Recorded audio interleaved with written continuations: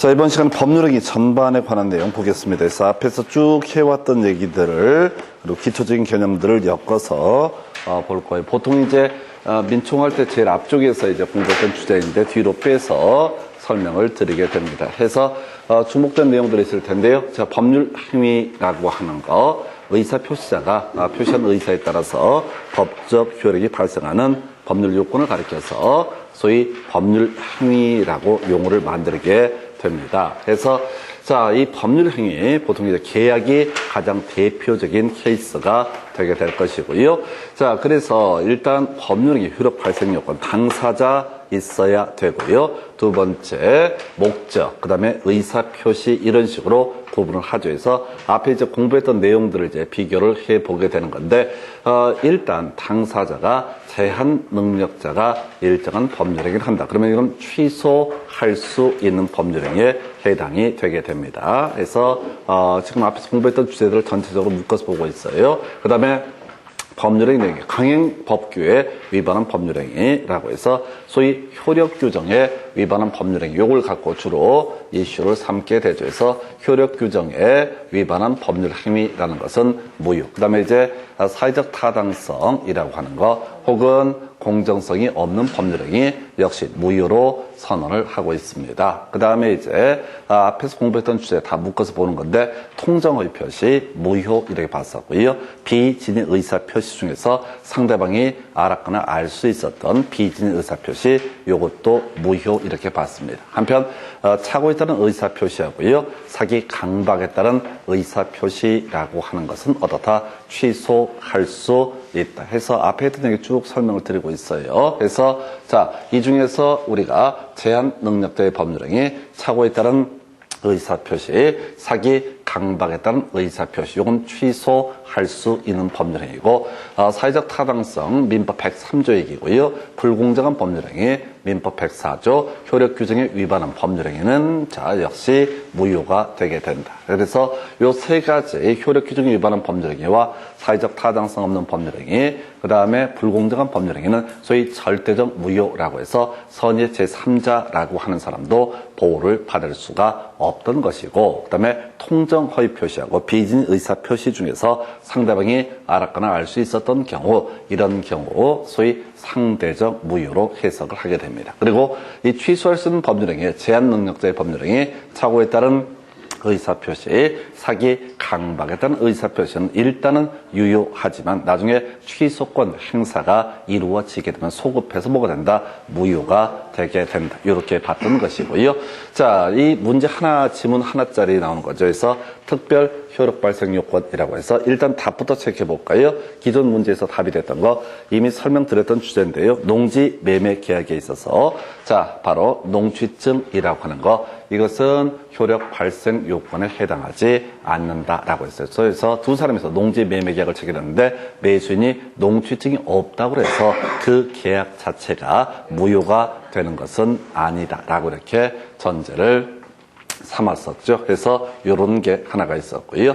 그럼 나머지 간단하게 자 보겠습니다. 그래서 대리행위라고 하는 것. 자, 이런 식이었었죠. 갑이라고 하는 사람이 X 부동산을 소유하고 있고, 이 사람이 을에게 대리권을 수여했을 때 을이라는 사람이 병과 만나서 계약을 체결하게 되면 이게 소위 대리행위가 될 것이고, 대리행위에 있어서는 갑과 병 사이에 일정한 법률 관계가 성립하게 된다. 갑은 병에게 등기 넘겨줄 의무를 지게 되고, 병은 갑에게 대금을 지급할 의무가 발생하게 되는 거예요. 요거 이제 이게 대리행위가 될 텐데, 대리행위가 유효하게 성립하기 위해서는 바로 대리권이라는 것이 존재해야 된다. 한편 정지조건부 법률행위 관련해서 자, 또 기한 해제의 정지조건부죠. 그래서 정지조건부 법률행위에 있어서는 조건이 성취돼야지 효력이 발생하게 된다. 그 다음에 이제 시기부 법률행위 같은 경우는 기한이 도래해야지 효력이 발생하게 된다. 이런 식의 내용들이 있었고요.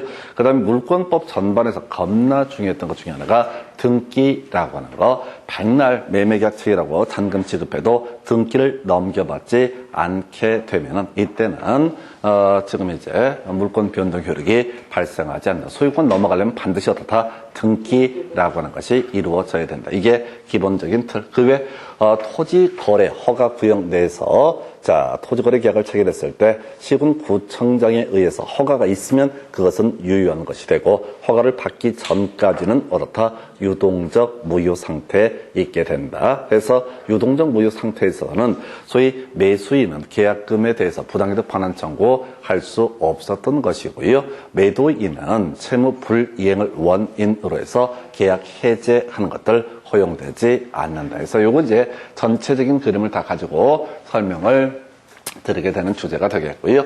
그 다음에 이제 법률 행위 관련해서 법률 행위의 분류라는 개념. 자, 일단 이게 이제 기계적으로 이제 암기하는 거고 요즘에 잘 내지 않는 문제 형태가 되게 됩니다. 그래서 법률 행위의 분류라고 해서 저거부터 의사표시 얘기부터 먼저 확인을 좀 해보고 가야겠네요. 그래서 자, 지금 이제 요 의사표시 아까 지문 속에서 하나 구성이 됐었는데요. 요거 하나 보겠습니다. 그래서 보게 되면은 자, 법률행위 효력 발생이라고 해서 자, 법률행위라고는 계약과 단독행위 등으로 구분을 하게 되는데 요것도 잊어버릴만 하면 지문 속에 툭툭 던져놓고요. 이 얘기는 계약법 파트에서도 이슈가 되게 됩니다. 그래서 자, 일단은 자, 도달주의라고 해서 의사표시라고 하는 것은 상대방에게 도달했을 때 효력이 발생하게 된다. 이렇게 전제를 합니다. 그래서 자, 일단은 상대방이 있는 의사표시에 상대방에게 도달했을 때 그 효력이 생긴다라고 이렇게 되어 있고요. 자, 그래서 도달되지 않았다. 그러면 아직은 효력이 발생하지 않는다. 그때 도달의 의미라고 하는 거 상대방이 그 내용을 알 수 있는 객관적 상태에 놓여 있는 것을 뭐라 부른다? 도달이라고 정의한다. 그래서 편지가 도달했는데 상대방의 편지를 개함, 뜯어보지 않은 상태다. 그래도 어떻다? 도달한 것으로 보게 된다. 이렇게 이제 가야 될 테고, 여기서 이제 같이 나오게 되는 개념, 30회 때 나왔던 쟁점이 있죠. 도달의 추정이라고 해서 내용 증명, 등기 우편의 방법으로 만약에 편지를 보내게 되면 반송되지 않았다라고 했을 때 이건 달리 입증을 할 게 없다라면 당연히 도달이 추정되게 된다. 자, 등기 우편으로 편지를 보낸 사안입니다. 근데 반송이 안 됐다고요. 그럼 이제 도달했다라고 하는 것은 추정되게 된다. 지금 이제 별 의미가 없어졌어요. 옛날에는 이제 등기 우편 보내놓고 나서 지금 몇 달 지났다가 아무 연락이 없어. 그러니까 또 편지에 뭐죠? 등기 우편 가지고 도달한 것으로 추정을 한다. 이런 명제가 나오게 되는데 지금은 이제 다 전산망으로 확인이 되죠. 언제 몇 시에 누가 편지를 받았다 이런 게 다 확인이 되기 때문에 별 문제는 없는데 옛날에 편지 안 받았다 우기는 사람들이 있었단 말이죠. 등기우편을 보내는데 자, 지금 나는 발송하는 입장에서는 만약에 지금 이런 경우 있잖아요. 자, 갑소유 X 부동산에 대해서 을과 매매 계약이 체결되고 을이라는 사람이 갑을 상대로 해제권을 행사를 하게 됩니다. 해제권 행사하게 되면 나중에 손해배상이라는 것도 청구할 수 있게 될 텐데 자, 이 사람이 편지 안 받았다고 갑이 우겨버린다는 얘기죠. 그러면 이 사람은 등기우편을 보냈다라는 것을 입증을 해보이고 반송되지 않았다는 것을 입증을 해보이게 되면 도달한 것으로 추정한다. 그런데 지금 별 의미가 없는 게 등기우편 보내게 되면 몇 시, 몇 월 몇 시에 언제 누가 편지를 받았다 이거까지 다 확인할 수 있기 때문에 지금에 와서는 별 의미가 없는 판례 지문인데 어찌됐든 30회 때는 이걸 가지고 답을 구성을 했었고요. 이 등에서 일반 우편으로 편지를 송부를 하게 된다라고 한다면 이때는 뭐라고요? 일반 우편을 보내게 되면 도달을 추정하지 않는다라고 하는 거 이런 게 있겠고 사실 제일 주로 이슈가 되는 게 이거죠. 그래서 자, 의사표시자가 그 통지를 발송한 후에 사망했다라고 할지라도 이때 그 의사표시의 효력에는 영향을 미치지 않는다. 그래서 가장 대표적인 케이스가 이런 거죠. 자, 내 물건을 사라라는 청약을 하게 됩니다. 그리고 상대방에서 승낙하기 전에 먼저 사망을 하게 된다. 갑이 을에게 자신의 부동산을 사라라는 청약을 하게 됩니다. 그래서 편지를 발송한 시점은 5월 1일 날 편지를 발송했고 편지 도달은 5월 3일 날 그러면서 하는 소리가 5월 10일까지 답변을 다오라고 이렇게 승낙 기간을 정해놨습니다. 그랬을 때 을이라는 사람이 지금 5월 10일 되기 전에 5월 한 6일 정도에 발송을 하고 5월 8일 날 도착해 했는데 이 사람은 5월 5일 날 사망을 해버렸다라고 했을 때 이때 계약이 성립하게 될 것이냐라고 하는 거. 자, 의사표시자가 지금 통지를 발송했다. 물론 이때 논의의 전제는 도달했다는 전제하에서 하는 얘기입니다. 도달했다는 전제에서 중간에 사망하더라도 의사표시 청약은 여전히 유효한 것이고 그 다음에 승낙도 이제 유효하게 보내주게 됩니다. 그러면 계약은 성립한 것이기 때문에 이때 누가 이 갑의 상속인 병이라는 사람이 있으면 당연히 어떻다 계약 성립에 따른 채무를 지게 된다. 등기를 누구한테 바로 을에게 넘겨줄 의무가 있다라고 하는 거. 이런 식의 얘기가 바로 의사표시자가 그 통지를 발송한 후 사망하더라도 의사표시 효력에 영향을 미치지 아니한다라는 의미.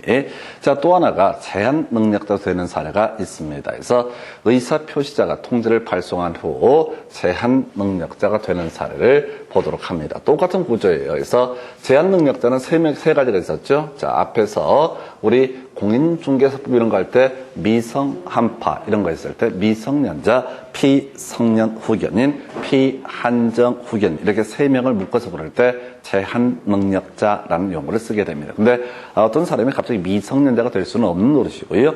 바로 피성년 후견인 또는 피한정 후견인이 됐다라고 한번 전제해 보겠습니다. 그래서 가볼까요? 이 양반이 노망 걸렸어. 노망 들었어요. 그래서 갑이라고 하는 사람이 을이라고 하는 사람에게 자, 이 부동산 시가 1억짜리인데 이 5천만 원에 사라라는 청약을 하게 됩니다. 청약을 할 때부터 이미 맛이 가 있는 거야. 그래서 이 사람이 사겠다라는 승낙을 하게 됩니다. 그럼 계약은 어떻다? 성립하게 된다. 근데 문제는 이 양반이 지금 승낙을 받기 전에 피성년 후견 개시 완전 맛이 갔다라고 이렇게 국가에서 보정을 해주게 됩니다. 그게 이제 법원에 대해서 확정이 됐다라고 할지라도 원래 제한 능력자의 법률 행위는 어떻다? 취소할 수 있다. 이런 거 있었거든요. 그런데 이미 제한 능력자가 되기 전에 의사표시를 했다라고 하고 그 후에 중간에 제한 능력자가 됐다라고 할지라도 이 사람의 의사표시의 효력에는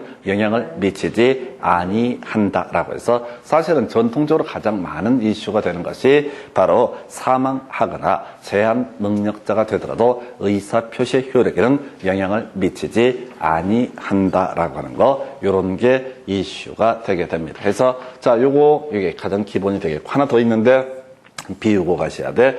그 다음에 16년 동안 한 번인가 두 번 나왔던 것이 격지자 간의 계약이라고 하는 거. 기본적으로 의사표시라고 하는 것은 상대방에게 도달했을 때 어떻다? 그 효력이 발생하게 된다. 이게 기본 구조가 되게 될 것인데 지금 이제 격지자 간의 계약에 있어서 승낙의 통지라고 하는 것은 발신됐을 때 효력이 발생한다. 어떤 경우냐? 자, 서울에 사는 사람하고 저 멀리 제주도에 떨어져 있는 두 사람이 청약과 승낙 계약을 체결을 하게 됩니다. 그래서 사안을 보면 이런 식이야.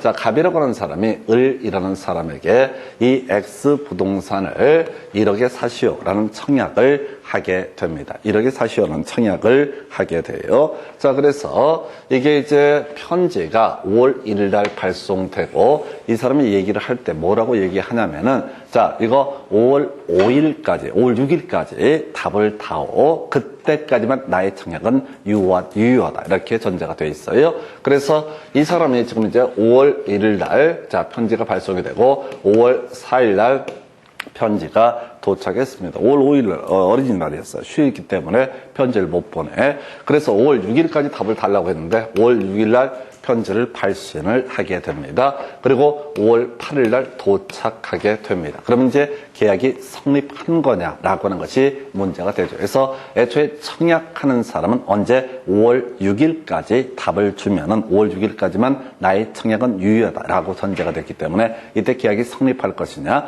원래 도달주의에 따르게 되면은 도달했을 때 의사표시로서 효력이 발생하게 된다. 그런데 이 사안에 있어서는 지금 멀리 떨어져 있는 사람 사이에 격지자 간 멀리 떨어져 있는 사람 사이에 계약이라는 개념이 되게 될 테고, 이때는 5월 6일 되게 되면 이미 발송을 했고 도달했다는 전제에서 이미 5월 6일 날 얻어다 계약은 성립하게 된다. 그래서 이게 격치적인 계약 성립에 있어서 승낙의 통지라고 하는 것은 도달했다는 전제에서 발신했을 때 얻어다 효력이 발생한, 특히 이제 계약법 파트에서 자주 이제 이슈가 되게 될 것인데요. 핵심, 지금 승낙의 통지입니다. 승낙이라는 것이 발신됐을 때 얻어다 효력이, 발신됐을 때 그 도착했다는 전제에서 그 효력이 생기게 된다. 이렇게 논의를 하게 됩니다. 그래서 이 정도가 바로 이제 의사표시에 관련된 주제에서 전통적으로 가장 많은 이슈가 이 아이 사망하거나 특히 제한 능력자가 되더라도 의사표시의 효력에는 영향을 미치지 아니한다. 이 개념이 가장 많은 출제가 있었고, 최근 문제에서 30회 때는 도달주의, 등기우편, 도달의 추정이라는 쟁점이 출제 포인트가 된 바가 있습니다. 이 정도가 법률 행위에 관련해서 의사표시라는 개념 보셨고요.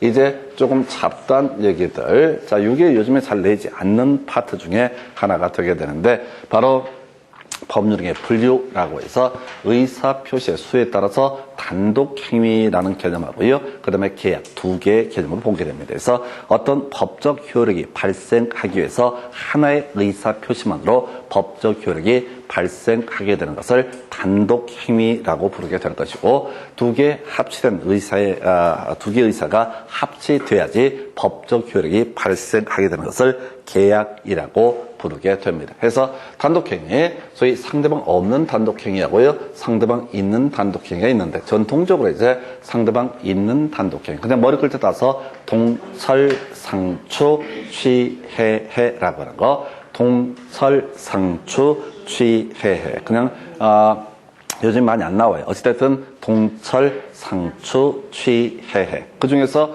몇 개는 이미 공부하셨어요. 취소라고 하는 개념은 공부하셨죠. 제한 능력자의 법령이 착오에 따른 의사표시, 사기 강박에 따른 의사표시, 이런 것들을 얻어다 취소권 행사가 있게 되면 소급해서 무효가 되게 된다. 그래서 취소의 의사표시라고 하는 것은 일정한 자격 요건을 갖춘 자가 취소의 의사표시라고 상대방에게 도달되게 되면 소급해서 법률 행위로서 효력이 소멸하게 되는 것을 취소라고 부르게 됩니다. 그 다음에 해제라고 하는 개념이 있게 되죠. 해제라고 하는 거.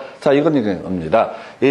갑이라고 하는 사람과 을 사이에 X 부동산에 대한 매매 계약이 성립이 됐다. 그러면 이제 갑은 을에게 등기 넘겨줄 의무를 지게 될 테고, 을은 갑에게 대금을 지급할 법적 의무가 발생하게 될 겁니다. 계약상의 채권 채무가 발생해요. 근데 어떤 이유로 갑이 을에게 등기를 넘겨주지 않고 있다. 그러면 을은 그냥 막연하게 기다리는 것이 아니라 해제라는 것을 해서 이 계약의 효력을 소급해서 소멸시키게 될 것이고, 그리고 나서 손해배상도 청구할 수 있는 것을 해제라고 부르게 된다. 이렇게 해석을 해요. 매매나 교환 계약에 있어서는 해제라고 하는 것을 할 수 있고요. 또 이런 경우도 있죠. 얘는 먼저 등기를 넘겨줬는데, 을한테 등기를 넘겨줬는데 어떤 이유가 있어서 대금을 한 달 후에 교부하기로 했었는데 이 사람이 대금을 교부하지 않게 된다라고 하면 갑은 을을 상대로 뭘 할 수 있다?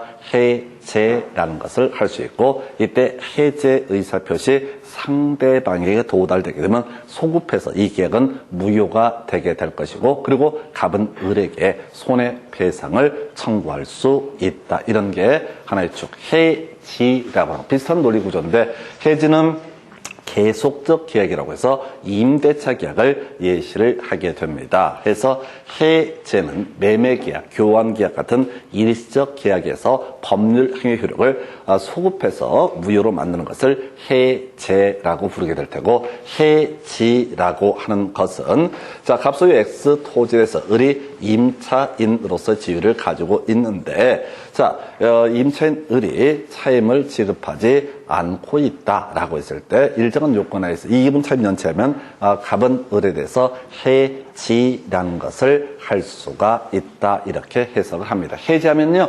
장래돼서 이 법률 행위 효력이 소멸되게 된다. 그래서 이 해제나 해지라고 하는 개념은 해제나 해지라고 하는 개념은 본질적으로 다른 건 아니고요. 유효한 법률 행위가 됐을 때만 해제나 해지의 문제가 발생한다. 그래서 앞서 우리 공부했던 무효인 법률 행위라는 것을 전제로는 해지의 문제는 발생할 여지가 없다라고 하는 거죠. 이게 어디서 나오냐면 명의신탁할 때 무효인 명의신탁을 예시를 해요. 무효인 명의신탁을 예시를 하면서 그때 장난치게 되는 게 이 무효인 명의신탁 해지할 수 있다. 틀리게 됩니다. 그래서 유효했을 때만 해제나 해지의 문제가 발생하게 된다. 그래서 지금요, 취소하고요, 해제하고 해지 이런 게 있었고, 아까 우리 지문 중에서 이런 게 있었죠. 상계라고 하는 개념이 있었죠. 그래서 자, 갑이 을한테 100만 원 받을 게 있고 을이 또 어떤 이유로 갑한테 100만 원 받을 게 있을 때 굳이 100만 원 주고받을 게 아니라 퉁치자라고 하는 개념을 상계라고 얘기합니다. 나중에 동시이행의 항변을 할 때 한번 쟁점을 삼게 되는데 상계, 일방의 의사표시. 내가 너한테 100만 원 줄 게 있고 또 100만 원 받을 게 있으니까 그걸로 없던 일로 하자, 퉁치자라고 하는 거. 이게 바로 뭐라고요? 상계. 해서 상계 의사표시도 상대방에게 도달하면 그대로 법적 효력이 발생합니다. 듣고 버리시는 거예요? 이건 다 외울 수가 없어요. 자, 그 다음에 추인이라고 하는 거 몇 개 공부하셨죠? 계약의 무권 대리 같은 데서 나왔던 개념. 자, 아들이 아버지의 부동산을 자신이 대리인이라고 참칭해서 그게 무권 대리를 했다라고 했을 때 본인은 추인할 수도 있고 추인 거절의 의사 표시를 할 수도 있다. 다시 머릿속에 생각해 봐야 돼. 추인하게 되면 소급해서 본인에게 법적 효력이 발생하게 될 것이고 추인 거절의 의사 표시를 하게 되면 이때는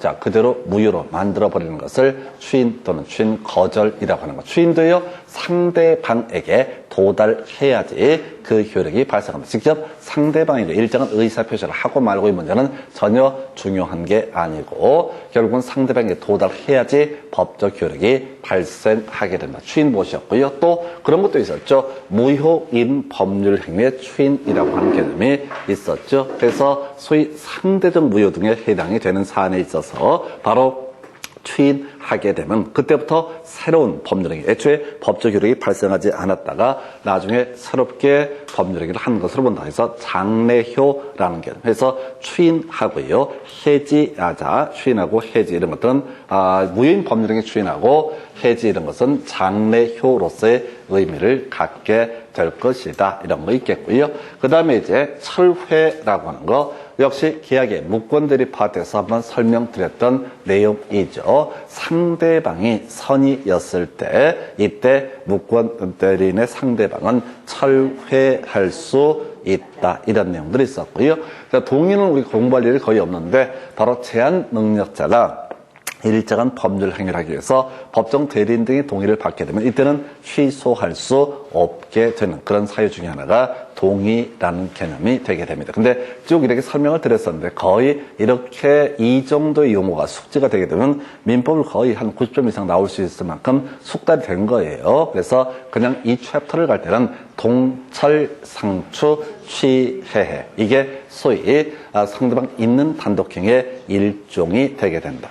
동철, 상추, 취해해라고 하는 거 그냥 단순하게 가셔야 돼. 좀 이따 이제 문제 하나 보시게 될 텐데 동철, 상추, 취해 얘는 세트로 해석해야 되고 상대방 없는 단독행위 물권의 포기라고 하는 거 나오게 되죠. 이것도 한번 지문에 구성이 됐었죠. 우리가 앞에서 그런 거 있었어요. 상대방 없는 단독행위 자 무권 대리했을 때 유효하다 해서 틀리게 뽑았어. 물권의 포기라고 하는 것은 자신의 소유권 등을 포기하는 것을 가리켜서 물권의 포기. 자 갑이 X 부동산의 소유권을 가지고 있는 상태입니다. 자 을이라는 사람이 자 갑의 권리를 대신 포기할 수 있을 것이냐? 당연히 이건 무효가 되게 되는 거죠. 자기랑 아무 관련 없는데 자기가 포기를 하고 자식 활성질할 것이 아니죠. 어찌됐든 물권의 포기라고 하는 거 상대방 없는 단독행위 이렇게 해석을 하게 됩니다. 그래서 일단은 어찌됐든 동철, 상추, 취해. 이게 상대방 있는 단독형. 이거랑 바로 비교할 것이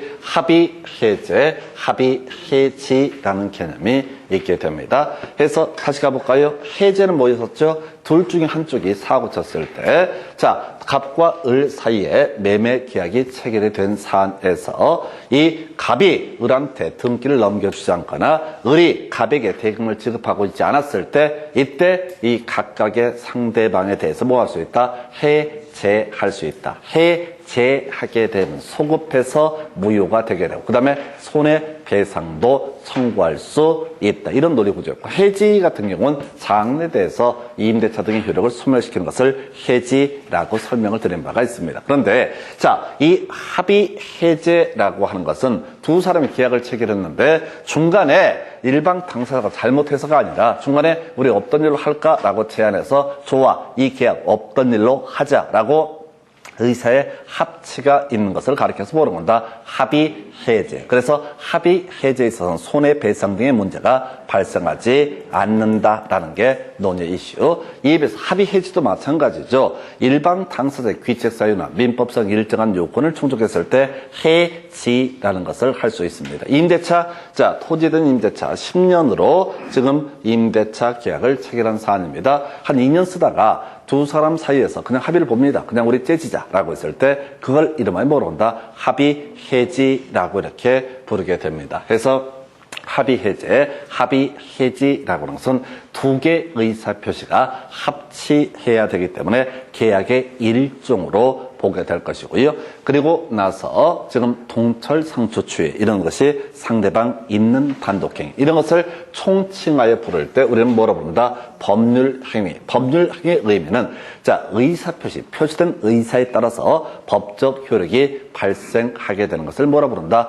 법률행위라고 이렇게 부르게 된다. 이렇게 논리 구조를 잡아갑니다. 자, 해서 이게 그나마 좀 출제 이슈가 되게 될 거고요. 그 다음에 조금 어려워지는 문제인데, 이게 이제 민법 공부하실 때 제일 힘들어하는 문제 중에 하나가 이거예요. 그래서 이행의 문제, 발생 여부, 요거까지 이제 가셔야 될 텐데, 자, 채권행위 또는 물권행위, 채권행위에 대응해서 의무부담행위, 물권행위에 대응해서 처분행위라는 용어를 씁니다. 그래서 하여튼 민법에서 제일 힘들어하는 파트가 이 파트가 될 거예요. 그래서 채권행위 또는 의무부담행위라고 하는 거, 채권행위나 의무부담행위라고 하는 것은 자, 지금 당장 법적 효력이 발생하는 것이 아니라 계약의 당사자 사이에 일정한 권리, 채권 채무가 발생하게 되는 관계를 가리켜서 채권행위. 내용 간단해요. 매매, 교환, 임대차. 나중에 계약법 파트에서 공부하게 될 매매, 교환, 임대차라고 하는 것이 소위 채권행위 또는 의무부담행위에 속하게 됩니다. 이게 뭔 소리냐면 갑하고요, 자, 을 사이에 X 부동산에 대한 매매 계약이 성립이 됐습니다. 매매 계약이 성립이 됐으면은 이때 소유권 넘어가느냐라고 했을 때 뭐 그런 거 없어요. 갑은 을에게 등기를 넘겨줄 의무를 지고 을은 갑에게 대금을 지급할 의무가 발생하는 것을 가리켜서 뭐라고 한다? 채권행위 또는 앞으로 일정한 의무가 발생한다고 해서 의무부담행위라고 부르게 됩니다. 그래서 이게 이제 여기까지, 그러니까 여기까지가 채권행위, 매매 계약을 체결한 상태를 가리켜서 채권행위 또는 의무부담행위. 자, 근데 실질적으로 을 명의로 등기가 넘어가기 위해서는 갑 소유의 X 부동산 등기부에다가 누구 명의로? 을 명의로 소유권 이전 등기를 해야 되죠. 소유권 이전 등기를 해야지 어떻다? 이때 실질적으로 소유권 이전의 효력이 발생한다. 요건 이제 이렇게 가야 돼. 매매라고 하는 것을 보게 되면 우리가 이제 계약법하고요, 물권법에서 이제 공부를 하게 되는데 아까 공부했던 내용들 다시 정리를 해보겠습니다. 자, X 부동산에 대해서 현재 등기 명인이 갑인데 이걸 을로 이렇게 바꿔주는 과정, 소유권을 바뀌는 과정을 검토하면 첫 번째, 갑과 을 사이에 의사의 합치라고 하는 것이 있어야 된다. 이게 첫 번째가 될 테고요. 두 번째, 공시라고 해서 등기 자체가 누구에서? 갑에서 을로 소유권 이전 등기가 넘어가야지 이걸 실질적으로 을은 어떻다? 소유권을 취득할 수 있다. 이걸 이제 우리 민법에서는 갑과 을 사이의 의사의 합치, 여기까지를 뭐라고 한다? 채권행위라고 부르게 될 것이고, 그리고 두 번째, 지금 갑이 을한테 등기를 넘겨주는 것, 요걸 가리켜서 뭐라고 한다? 물권행위라고 부르게 됩니다. 그래서 주로 등기를 중심으로 공부하게 되는 이런저런 내용들은 물권법 파트에서 공부를 하게 되고,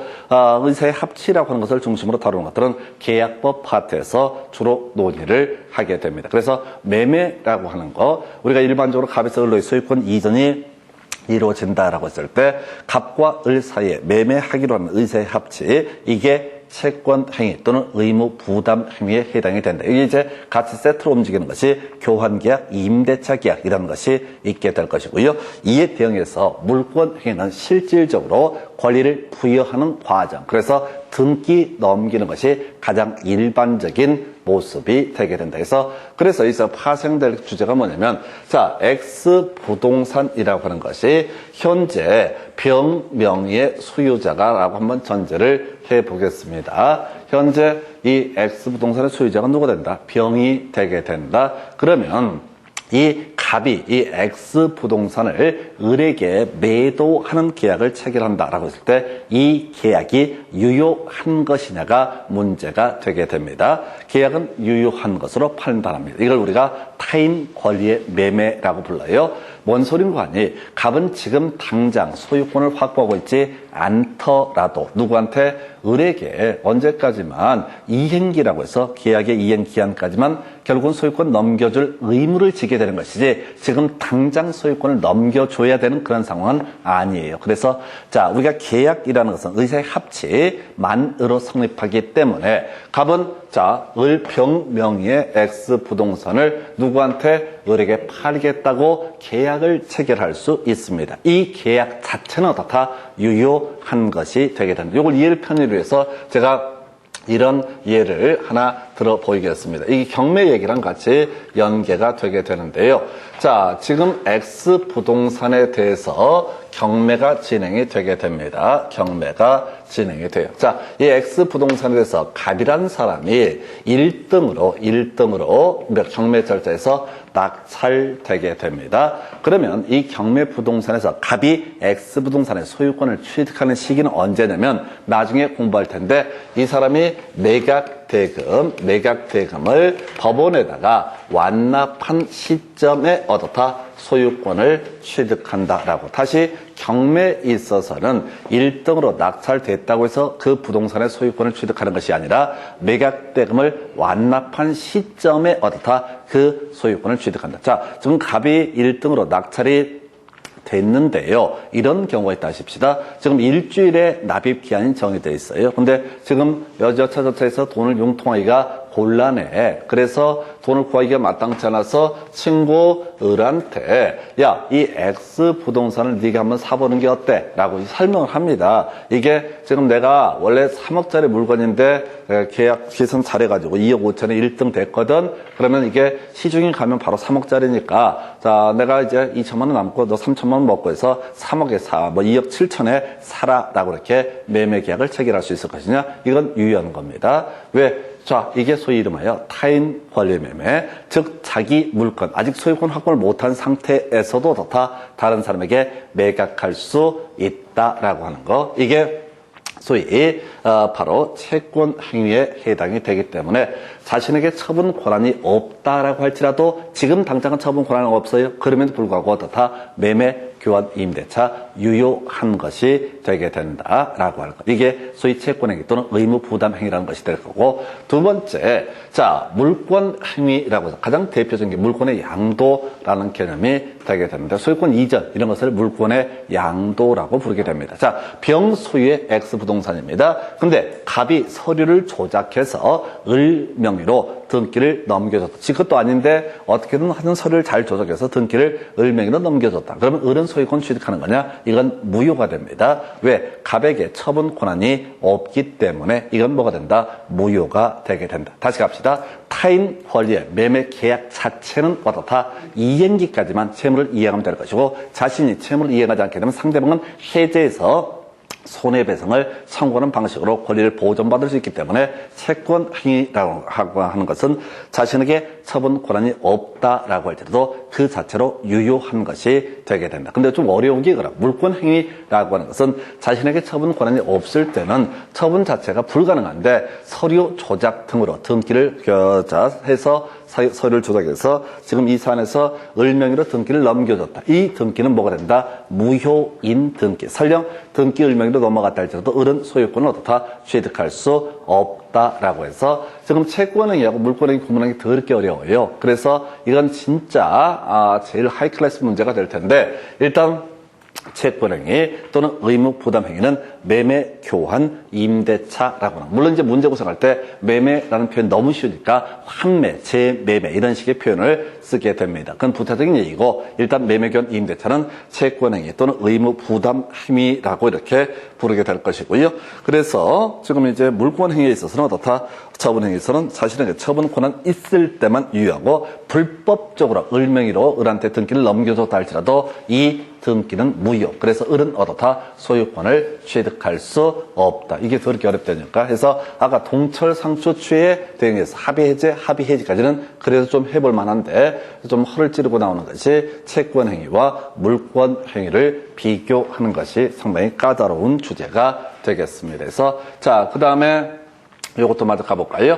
지금 조금 이제 살을 붙여서 지금 제한물권의 설정이라는 개념 간단하게 설명을 드리겠습니다. 자, 우리가 이제 소유권, 권리라고 하는 것이 소유권이라는 개념이 있게 될 것이고요. 그 다음에 지상권, 지역권, 전세권, 저당권 뭐 이런 권리들이 존재할 수 있습니다. 그래서 자, 권리에는 소유권 외에 제한물권이라는 개념이 있다. 그래서 뒤에서 물권법 시간에 다 공부할 주제예요. 그래서 이렇게 가볼까요? 자, X 부동산에 대해서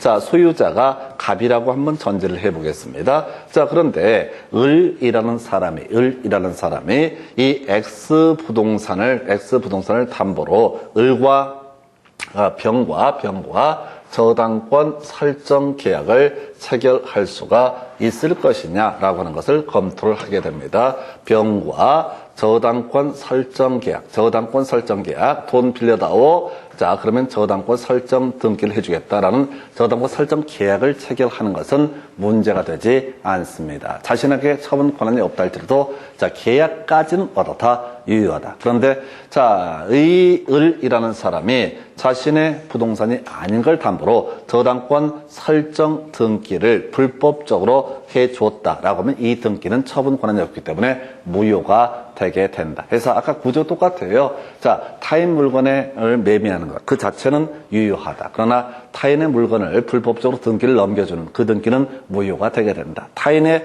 자신에게 처분 권한 등이 전혀 없는 물건에 대한 저당권 설정 계약 자체는 유효한 것이 되게 된다. 그런데 나중에 불법적으로 동의 없이 지멋대로 저당권 설정 등기를 해준 거 이런 것은 뭐가 된다? 무효가 되게 된다. 이렇게 해석을 하게 됩니다. 그래서 이 정도까지 이 파트가 제일 까다로운 거예요. 일단은 이 문제 지금 우리가 공부하고 있는 건 다 법률 행위를 공부를 하고 있어요. 이런 것들을 총칭하여 다 뭐라고 한다? 법률 행위라고 부르게 됩니다. 좀 길어졌는데요. 자, 이 정도 보시고 바로 문제 가지고 쟁점 몇 개 확인을 해 보도록 하겠습니다. 해서 요거까지 하나 봐야 되는구나. 요거 하나. 지금 이제 권리 발생 얘기 먼저 보시고 나서 문제 들어가겠네요. 그래서 자, 권리 발생, 변경, 소멸이라는 개념이 나오게 됩니다. 그래서 자, 가장 간단한 거. 이것도 이제 공부가 좀 됐으면 그냥 날로 먹는 파트고요. 공부가 좀 안 돼 있으면 하나하나 다 외워야 되나 이런 생각을 하게 됩니다. 근데 얘 외워준다고 해서 외워지는 거 아니고 하는 데까지 해보시는 겁니다. 그래서 제일 먼저 권리 발생에서 자, 원시 취득이라는 개념이 있게 됩니다. 권리 원시 취득이라는 개념이 있게 될 텐데요. 자, 원시 취득. 자, 건물 신축하게 되면요. 신축한 사람이 그 권리를 소유권을 취득을 하게 된다. 이렇게 돼 있어요. 그냥 여기 보시죠, 그냥. 어차피 다 외울 것도 아니고 그냥 계속 반복해서 보는 거니까요. 그 다음에 이제 점유취득시효 물권법 파트에서 공부를 하게 될 주제예요. 자, 20년간 소유서로 평온공연하게 점유했던 사람, 이 사람에게 등기 청구권이라는 권리가 발생하고요. 그리고 나서 등기 넘겨받게 되면 소유권 취득한다. 그래서 좀 특이한 건데 하여튼 어찌됐든 점유취득시효도 원적 취득 등으로 분석을 하게 됩니다. 그 다음에 이제 여기서 볼 게 승계취득이라고 하는 거. 자, 요거 알아보려고 얘기를 왔어요. 그래서 승계취득. 자, 원시취득은 구권리자, 권리 기초 없이 혼자서 권리를 취득하게 되는 것을 원시취득이라고 부르게 될 것이고, 이에 대해서 승계취득은 구권리자의 권리의 기초에서 어떤 권리를 취득하게 되는 것을 바로 승계취득. 그래서 자, 승계취득은 이전적 승계, 설정적 승계 있는데 일단 이전적 승계라는 개념을 볼까요? 제일 간단한 게 이거죠. 갑소유의 X 부동산에 대해서 을과 매매 계약을 체결해서 을 명의로 등기가 넘어갔다. 이런 걸 뭐라고 한다? 이전적 승계. 자, 을이 권리를 취득하려면 기존의 권리자가 있어야 되잖아요. 구권리자에서 신권리자로 권리가 넘어오게 되는 형식. 이걸 우리가 이전적 승계. 그 중에서 구체적으로 특정 승계라는 용어를 쓰게 됩니다. 중간중간에 보면 특별 승계 이런 용어도 혼용해 쓰고 있어요. 그래서 특정 승계, 특별 승계, 하나의 원인에 의해서 하나의 권리가 이전되는 것을 가리켜서 뭐라고 한다? 바로 특정 승계, 특별 승계라고 부르게 된다. 자, 그래서 지금 보게 되면 지금 이런 식이라고 갑소유의 X 부동산에 대해서 을 명의로 뒀다고요. 이전 등기가 넘어갔다. 매매를 원인으로 또는 증여를 원인으로 등기가 넘어갔다. 이걸 뭐라고 부른다?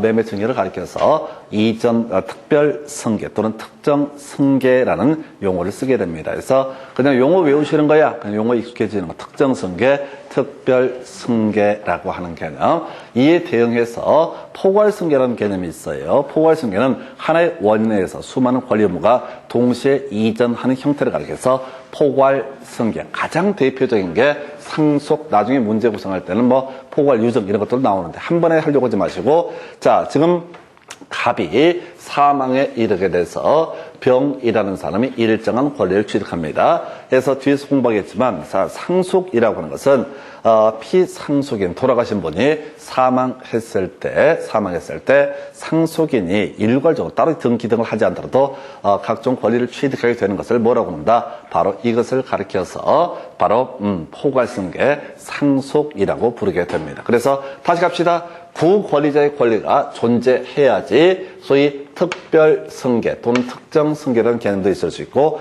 구권리자의 권리가 존재해야지 이 사람이 어떻다? 상속이라는 것도 받을 수 있다. 이걸 이름하여 포괄승계. 한꺼번에 다 받는다고 해서 포괄승계. 그래서 상속은요, 빚도 같이 상속이 되게 되는 겁니다. 이에 대응해서 지금 매매나 증여를 통해서 권리를 취득하는 것을 뭐라고 한다? 특정승계, 특별승계. 용어 기억하시는 거야? 특정승계, 특별승계라고 하는 거. 그리고 포괄승계는 하나의 원인에 의해서 수많은 권리 의무가 동시에 이전 확정되게 되는 것을 뭐라고 한다? 포괄승계라고 이렇게 부르게 된다. 해서 이렇게 하나 보셨고요. 그래서 승계 취득 중에서는 이전적 승계에서 포괄승계와 특정승계가 있다. 그리고 또 하나 설정적 승계. 이건요, 구권리자의 권리가 존재하는데 그 권리자의 권리의 일부를 떼내서 새로운 권리를 만들어내는 과정을 가리켜서 뭐라고 한다? 설정적 승계라고 해서 지상권을 설정한다,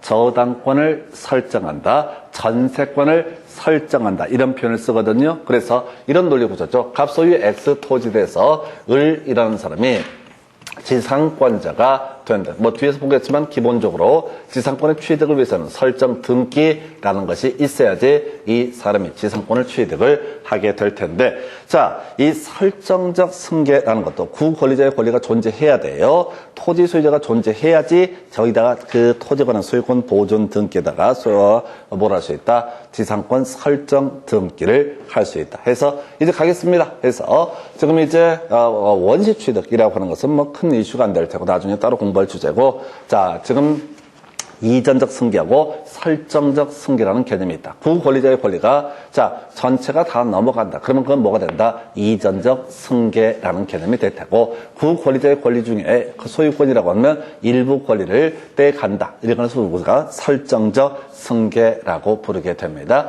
이때 이전적 승계는 원인에 따라서 하나의 원인에 따라서 수많은 권리물과 동시에 이전하는 것을 포괄 승계, 상속과 포괄 유증 등을 예시할 수 있겠고요. 그 다음에 이에 대응해서 지금 특정 승계 또는 특별 승계라고 하는 것은 하나의 원인에 의해서 구권리자의 권리가 신권리자에게 이전되는 형태를 가리켜서 뭐라고 한다? 특정 승계, 특별 승계라는 표현을 쓰게 된다. 그래서 이거는 사실 그대로 뭐 시험 문제 이슈가 된다라기보다는 이게 최근에 한 문제가 구성에 대해서 설명을 드리는 것에 불구하고 나중에 등기법이니 뭐니 이런 용어 얘기할 때 기본적인 용어에서 다시 갑시다. 이전적 승계는 포괄 승계와 특정 승계 두 개로 구별해 볼 수 있겠고 그 다음에 이제 설정적 승계라는 개념도 민법에서는 이슈가 되죠. 잠시 끊었다가 이제 문제 가지고 설명드리도록 하겠습니다.